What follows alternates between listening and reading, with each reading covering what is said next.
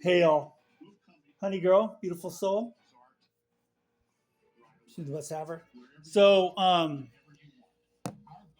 we were in this place called Willow, and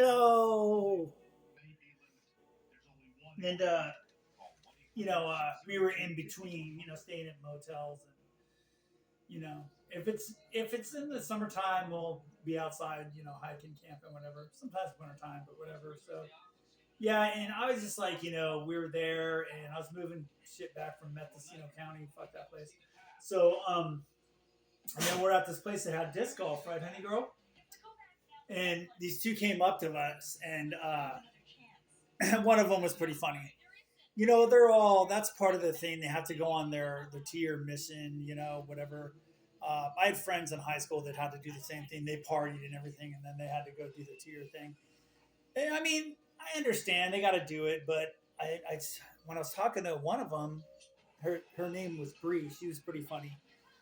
She was out from like Texas, and she's I was wearing like shorts like her dad, and she said and everything like that. She's like, "You look just like my dad," and I was just like, "Well, thanks. You must be fucking cool."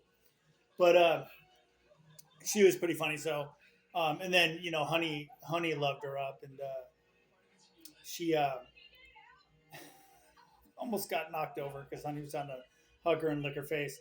And I said, "Oh, it's great." I go, "So yeah, I know, about I've been to like a lot of religions and shit like that. I'm not religious, I'm spiritual." I told them I, believe in in God because dogs spell backwards, right? And then I told her, I go, "So what else are you planning to do? I mean, are you, after the mission thing or whatever?" She's all, what she said? She goes, "Well, I want to find a guy that take care of me for the rest of my life." I was like, "Why?" No, no, re-answer that. No, do something else. Don't do that.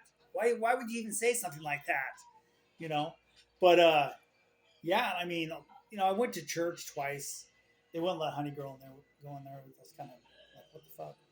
But you got to be so quiet and shit, and everybody looks at you because you're the new person. Some guy goes, "Do you work?" and whatever. They're just very like hypocritical, and I went there twice, and it's funny. Then then there's two new missionaries, and then they kept calling me and calling me and calling me, and I just didn't call them back anymore because all you are is just part of their plan to get to the next level.